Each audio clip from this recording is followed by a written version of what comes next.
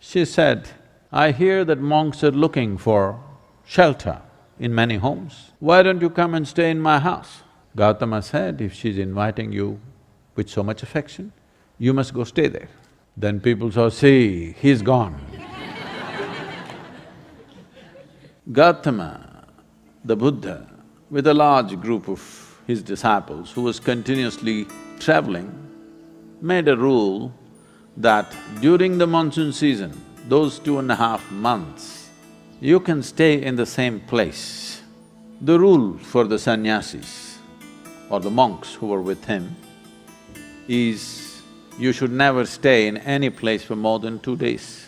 Normally, the monks were sheltered in many homes, so this rule he passed, more than 2 nights you don't stay in one house because it will be too much of a burden for the host. They are housing 10 people, you don't stay there for a month. 2 days, it should have been 1 day. 2, because you have walked a long distance and come, bit of recovery time.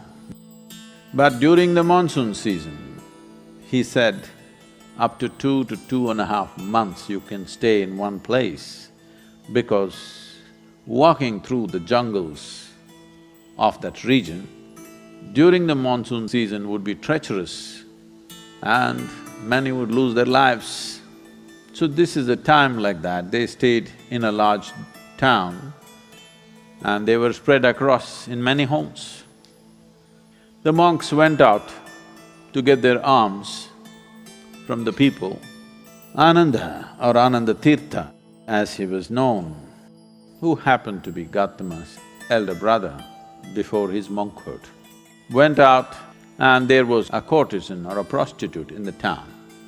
She gave him alms, looked at him, a handsome young man, tall and straight. She said, "I hear that monks are looking for shelter in many homes. Why don't you come and stay in my house?" Another said, "I have no issue, but I must ask the Buddha as to where I should stay." Then she became really taunting. She said, "Oh, you're going to ask your guru? Go and ask him, let's see what he says." So Ananda brought what he had collected for the day. Gautama was sitting, he came and placed it at his feet, and everybody is supposed to find food and shelter wherever they go. Ananda asked, "Like this lady is inviting me, can I stay there?" Gautama said, "If she's inviting you with so much affection, you must go stay there." The townspeople who were sitting here, they said, "What? A monk is going to go and stay in a prostitute's home? This is it." This spiritual process has become corrupt. Gautama looked at them and said, "Why are you so worried? The lady is inviting him. Let him stay, what is the problem?" They all started getting up and started shouting. He said, "Wait, I am on this path because I see this is the most powerful way to live. Now you're telling me her ways are more powerful than my ways.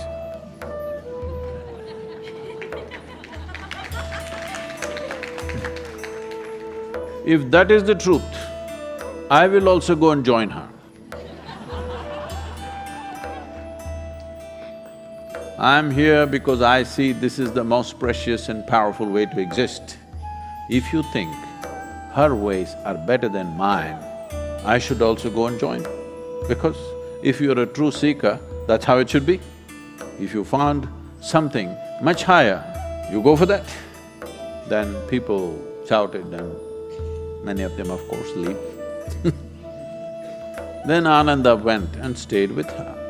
Monsoon time, because of rains it gets cold, monk is wearing a thin habit. So she gave him a nice silk wrap. He covered himself. Then people saw, "See, he's gone." She made nice cooking and gave it to him, he ate. Then in the evening she danced for him. He sat, watching very carefully,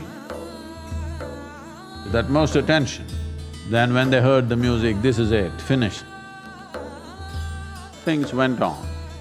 When the time was up, when the rain stopped, when it's time to move, Ananda came to Gautama along with a female monk.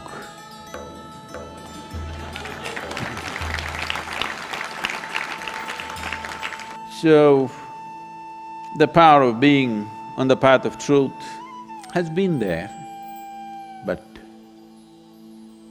has been many times at its height, but never got mainstreamed.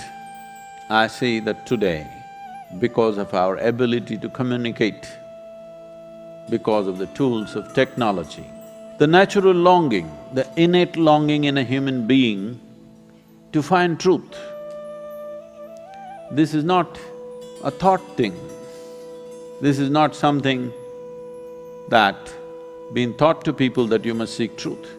It is natural for human intelligence to seek what is highest. If you are given an option, any human being, given an option, either to be here or there, he will always say, I want to be there.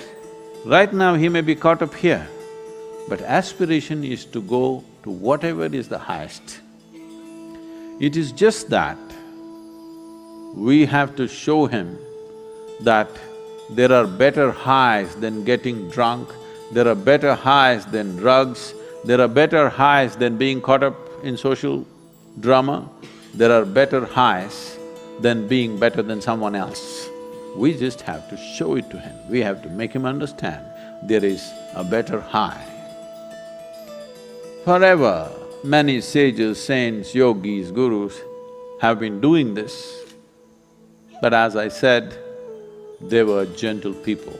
They didn't have a voice like me.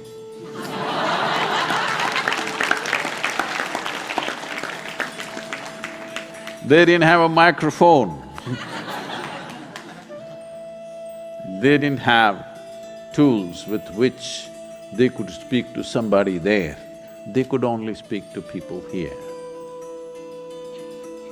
In spite of that, they did tremendous things. For their times, many of them did tremendous things out of sheer grace and energy. Millions of people around them, they transformed. Millions of people around them, they put them on the path of truth, on the power of truth.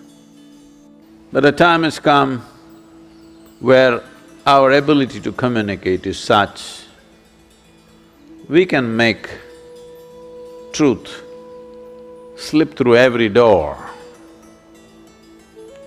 We can make truth knock on everybody's minds and hearts. Never before this was possible. Technology has rendered us to this place.